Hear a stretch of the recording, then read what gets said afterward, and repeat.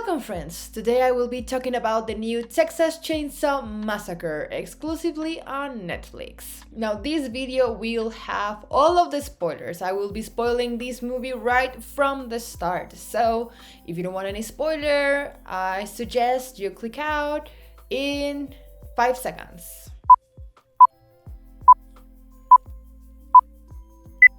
Okay, cool, that was your last warning, so let's talk about it. I am an incredibly big fan of slashers. I love slasher movies. I think they are so much fun. I know to not take them too seriously. I know the rules of the genre. So it really pains me to say this, but I think that this has to be one of the worst sequels for a slasher that I have seen in a while. And it has to do with two things. First, the storytelling, and second, the violence on screen. So the new Texas Chainsaw Massacre was directed by David Blue Garcia, and actually this is his second directing job. He directed Tejano back in 2018, and the movie was written by Fede Alvarez. The name Fede Alvarez might ring a bell if you are a fan of horror movies, and yes, because he directed the Evil Dead remake in 2013. And I need to say this, I adore the remake of Evil Dead. Evil Dead 2013, I thought that it was so good. It was so fun. I love that film, and I mean, I just, whenever I start dating someone, one of the first movies that I had them watch was Evil Dead. I just really like that movie. And then he not only directed, but he also wrote Don't Breathe in 2016. And here is where my relationship with Fede became complicated. Not that I know him personally, this is just like a one-sided beef. But I think that he knows how to do things really good, but at the same time, I think that he doesn't know when to stop with certain things. I have issues with Don't Breathe because I thought that movie could have been so good. But again, Fede doesn't know when to stop. And if you really think about it, Fede wrote and directed two very successful movies in the genre in the span of 3 years, both Evil Dead and Don't Breathe. So obviously, it didn't seem like it would be a bad idea to have Fede writing the script for the new sequel of the Chainsaw Massacre. And I mean, I really need to mention that Fede Alvarez has never worked alone as a screenwriter. I really need to give credit to Rodo Sayawes. He has been like his writing partner for the Evil Dead 2013, Don't Breathe, and Don't Breathe 2. So they are like a team of writers, which I think is really cool. But in my personal humble opinion, I really think that this has to be their worst work till today. I am so curious to know if maybe the producers of this movie meddle into the story and how it was written. Like, I would really love to know because, again, well, maybe I have my issues with Don't Breathe. I think that in general, Fede, it's a really good screenwriter for horror. So usually I have a script for all of my videos, but in this one, I don't think it's very necessary. I won't be going that deep into the movie because there's a lot of violence in it. And I know that some people want to know about these movies, but are a bit squeamish about the details. But I won't go into much detail, so really, I don't think that I need a script for this one. So finally, let's talk about what is in the movie. What is the setting? What are the characters? What are we doing this time around? So basically what happens in this story is that we are presented with 4 people. Dante, his wife, and 2 sisters. So these 4 characters are heading to this abandoned little town in the middle of Texas because they are entrepreneurs and they want to auction off all properties to create a trendy, heavily gentrified area. So right at the start, you have really 4 annoying people. Which I think it's kind of like the staple of the slashers. You usually see teenagers or young people who are really full of themselves, they're really annoying, so you can feel better when they get killed instead of feeling bad for them. You know, it's for you to have much more fun when bad things finally happen. However, here's where comes my first problem with the story. I had to read that plot from Wikipedia because when I was watching the movie, like, I kind of understood that there was something important that they needed to do at this little town. Usually movies are super obnoxious and super obvious with these type of things, but I don't know why it was kind of confusing for me. it took me a little while to understand. I was like, I mean, they're going there for, they bought a house. I think that they bought a property there and they need to go in and see it. And this is because the first part of the movie, it's really centered on Lila. Lila is the younger sister of one of the two entrepreneurs that bought a property in this little town. And what happened to Lila is that she has this big trauma with guns because she was one of the victims of a school shooting. Like, she got shot and she barely managed to survive. So obviously she doesn't like guns at all. And a lot of the first part of the movie goes into explaining this and showing just like how complicated the relationship between Melody and Lila is, and you know, that kind of stuff of like, we're siblings but it's complicated because of trauma. Is that kind of trope here.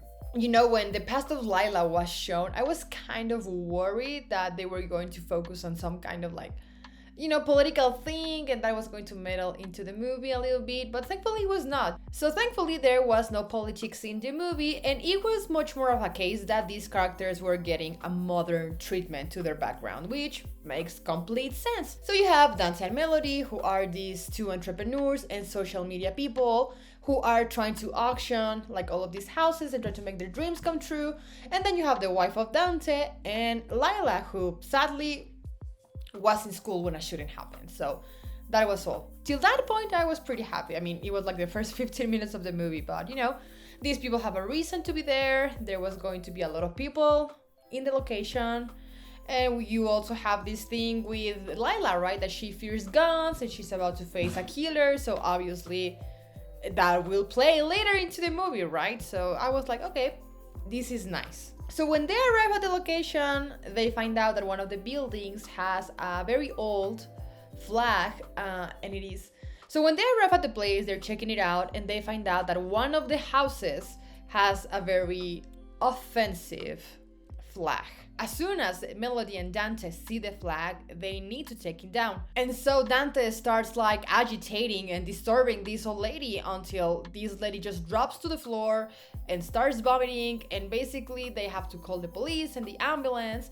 And when the police come into the house, they realize who this woman is, and one of the police says, "Oh, Jeannie, you had to leave this house, you knew it." So the police takes Jeannie in order to take her to the hospital. And from upstairs comes down this really, really tall guy who is apparently Jeannie's son. Like, at first you really think that he's Leatherface, and when he comes down, like, he looks quite normal, and the police let them know like, "Oh, don't worry, it's okay, it's her son." Dante's wife and Melody really feel bad about this lady who is basically dying, and the wife is like, "No, you just stay here, I'll go with them and I'll make sure that this lady is okay, and I will inform you about what's happening." So the wife leaves with the two policemen, the son, and the old lady, and they leave this town. And here is where the violence starts in the movie. So as they are rushing down to get to a hospital, because mind you, I didn't say this, but this little town is like 7 hours away from any civilization. So they are rushing down the road. I don't know where they think that they are getting, but they are going. And obviously, Jeannie dies. Jeannie doesn't make it to the hospital, obviously, and she dies like 10 minutes after they left. And what happens next is that the son, at the sight of his dying mother in his arms, loses it. And it turns out that that kid, that man, is Leatherface. He kills the first policeman, like he first breaks his wrist, like just grabs it and breaks it, and with the bone of the wrist, like stabs him on the neck. And then the policeman that was like just like bleeding out of his neck tried to shoot Leatherface and ended up shooting the other policeman. So they ended up crashing. So they crash. Dante's wife wakes up like a while later, and when she looks at the mirror, she sees that this guy is basically cutting off his mom's face. Now, this movie is rated R, so it's obviously a very graphic, a very gory movie. And I really like the fact that slasher movies are not shying away from how violent they can be. I don't think that slasher movies needs to have a lot of gore and a lot of blood to be good, but I just think that it's you know, it's nice that they are doing that. They add to the fun. So Leatherface grabs his mother's face and put it on his face, and now that's his new mask. And I was like, oh, that's perturbing, that's nice. But while Leatherface was doing that, Dante's wife managed to grab the radio and really low whisper, and someone heard it, and he was like, oh shit. Like that person immediately realized that it was Leatherface. But well, eventually, obviously, Leatherface hears the blonde girl and he kills her and he goes away. And here is where my problem with the violence in this movie starts. And it has nothing to do with the fact that it's very gory. Not at all. My problem is that the deaths are pretty uninspiring. If we can call killing someone uninspiring. But what I mean is that in slasher movies, big part of the fun is how creative you can kill someone. And I really feel that this movie lacks that. It really does. So basically you have Dante and Leatherface facing each other on the kitchen, and the swinging door is moving, so you know you are watching from outside the kitchen and you're just watching the door coming and going and watching bits and pieces of what's happening inside. And I was like, oh, okay, that's really cool. I'm liking this. But I don't know why in the middle of Leatherface slashing Dante, we have a cut to Leatherface face. And then we go back to outside the kitchen. And I was like, why did we need a close-up? I just thought that it would have been much cooler to keep the camera outside the kitchen and just watch Leatherface killing Dante and then just disappearing. You know, like one swing, Leatherface there, another swing, Leatherface is gone. I think that would have been really cool. The next death, surprisingly, was Richard, the mechanic guy. I really thought that Richard was going to make it until the end of the movie because Lila, who is basically the main character, and him had a bonding moment. And so I was really expecting Richard to make it till the end of the movie, but that was not the case. What happens is that it turns out that Dante is not dead and Melody is still inside the house hiding. So Dante comes out of the house, grabbing his face. Richard sees him, and then he realizes that Dante has like this big cut, like he's missing half of his face basically. So you know, Richard goes, grabs a gun, and goes inside the house and tries to face off Leatherface. Like he shoots him a couple of times. Then he tries to square up to Leatherface. This guy that is 2 meters tall and he's like also so huge to the size. Like, you know, Leatherface is just like this big guy. And this dude, he's just like a medium build. He's like I'm gonna punch you in the face. Obviously, Richard gets killed like that. I think that he just gets like a punch in the head and just basically Leatherface smashes his head with the mallet until there is no head and he's just like a pile of goo. And I understand that in slasher movies, characters need to be a little bit silly. They need to be a little bit dumb for it to work. But I just think that if this guy had a gun, why the hell did he try to square up? Why did he think that he could knock down Leatherface? But that's not the dumbest part of the movie. A lot of people are saying that this was the only cool scene of the movie, and it had to do with the bus. So remember how I told you that in this movie they were doing an auction of all of these little abandoned houses? So obviously in this place there's a lot of people. There is this school bus that has been adapted to also be a party bus, so there is a lot of people at the location. So eventually Leatherface makes it into the bus, and I mean there is this whole thing with everyone taking out their phones and just like doing lives recording Leatherface and being like, you're gonna get canceled, bruh. Like, I'm not joking. They threatened Leatherface about getting canceled. Which, you know, sure, young people are stupid and they think that canceling everyone is the way to go. I think that only people on Twitter behave like that, but okay. We're not going to go there. What happens next is kind of obvious. Leatherface starts the chainsaw and he just starts killing absolutely everyone. And I saw that a lot of people were like, oh, this is like the coolest scene of the movie. But I think it was very dumb because people were literally just like standing next to the seats waiting for their turn. Like no one in that bus was trying to open the emergency exit, trying to use the windows, trying to jump between seats, or, you know, start sliding under the seats to get out of there. No one was doing that. They were just like, because one, there was enough space down those seats for people to start sliding using the slippery blood, because there was enough space under the seats to try to go down and slide, you know, slide out of the bus. And then there was also the windows, because the windows were not sealed, because once Leatherface has basically killed everyone in that place, one of the girls finally decides to open a window and tries to jump through it. But there's no one else to kill. And Leatherface sees her and he just like slices her in two. Like half of her falls out of the bus and the other half stays inside the bus. And I get it. I get it that was supposed to be the cool scene of the movie, the one that everyone talks about and becomes kind of iconic. You basically have this shot with all the bloody hands on the window being like, oh, save me. But again, one of the girls opened the window and tried to get out, so... And after that point, everyone is basically dead except the two sisters. We are in the last 20 minutes of the movie, and kind of out of nowhere, the movie decides to be Halloween 2018. Someone calls the only survivor of the first attack of Leatherface in 1972, because Leatherface is back. And this lady, the survivor of the first movie, I forgot her name, forgive me. This lady makes it into the town just in time to get the two girls inside her van. And you know what she does next? She is like, I have been waiting for this moment all my life. I will kill Leatherface. But this storyline means absolutely nothing, because when this lady has Leatherface in front of her, she has her shotgun and you are like, shoot him. He is there. Just kill him. She screams at him and she is like, say my name, say you know who I am. And Leatherface has no idea who this lady is. And it's so awkward because at least on Halloween 18, you have this whole storyline with Laurie preparing for that moment and Michael recognizes her, and it's cemented from the start that a showdown between these two characters will happen. Here it is not.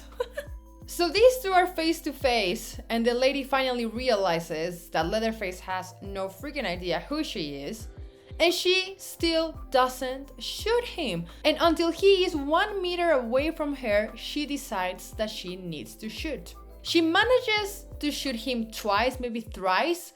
When he grabs the gun, she cannot shoot him anymore because again, she's an old fragile lady and he's a 2 meter tall guy. And he grabs his chainsaw, stabs her, raises her on the air, chainsawing her insides, and then throws her. He literally jeets her through the air. And end of scene. She was there literally for 2 seconds. So the whole storyline with the survivor who is there to kill Leatherface, she has a car, she has guns, she has prepared, and literally gets killed in 5 minutes. And you know what's the worst part? That now Melody and Lila are inside of a car. They can just, turn around and go away from there. But no, Melody decides that she needs to run over Leatherface. And she ends up just like crushing the car against a wall, because of course she does, and now they have no car again. It was for nothing, like you achieved nothing by doing that. It was just trying to, add like a little Easter egg of the past, or trying to copy what happened with Halloween 18, because it was quite a successful movie, like a lot of people liked it. And now what happens for the rest of the movie is just this eternal sequence of the sisters saving each other. So, one falls down and Leatherface is going to kill her, but the other sister comes around and he's like, aha, and saves the sister. But now that sister fell down, so the other sister comes around and he's like, aha, and I'm not kidding. That's like the last 15 minutes of the movie. So obviously it is Lila, the sister with the trauma, who manages to grab a gun and she starts shooting Leatherface until he falls down in a pool. And basically he kind of drowns. So the sisters are finally able to leave that place. So they go out, they grab the keys of one of the cars that was there. And the car is kind of like a Tesla because it has autopilot. They put in their location. The car is going like super slow. And suddenly Leatherface really breaks through the window where Melody is, grabs her, brings her out. Lila screams in panic and looks out of the window at her sister, and Leatherface just cuts her head. That's the end of the movie. I don't know if that scene was meant to be funny, but I started laughing so much when that happened. I'm guessing that they just really wanted to have a moment like in Carrie or on the first Friday the 13th when you have one last jump scare at the end of the movie, but it was so stupid. And then of course we have an after credit scene, and it's just basically Leatherface going back to his old home where everything began. I was really excited for this movie because, Texas Chainsaw Massacre, I think it's one of the messiest franchises. When I say messy, I mean like dirty. It's in this old house and there's dirt and blood and it's just dirty. You know what I'm saying? It can get away with being more nasty than other slashers. I think that, like in Scream or in A Nightmare on Elm Street, these things happen in the suburbs, right? So it's very clean and all these houses and all of these rich people. So even the violence is kind of clean and aesthetic. When the Texas Chainsaw Massacre, again, it's dirty, it's greedy, it can be like that. So yeah, I think that it was just a very flat movie when it came to action. And the story was a little bit dumb. I feel like nothing happened and it was just like, oh well, some casualties and that's that. Hi, it's Bon. I'm just here to remind you that I published a book. It's called I'm Not Being Honest. It's available on Amazon and Kindle. I would appreciate if you check it out. And if you don't like to read, maybe you can recommend it to someone who does. That was all. Thank you. And that was my review for the Texas Chainsaw Massacre 2022. If there's any movie that you think that I should watch and I should review, please let me know on the comments. And with that said, thank you so much for watching, and I hope that I'll see you on the next one. Goodbye!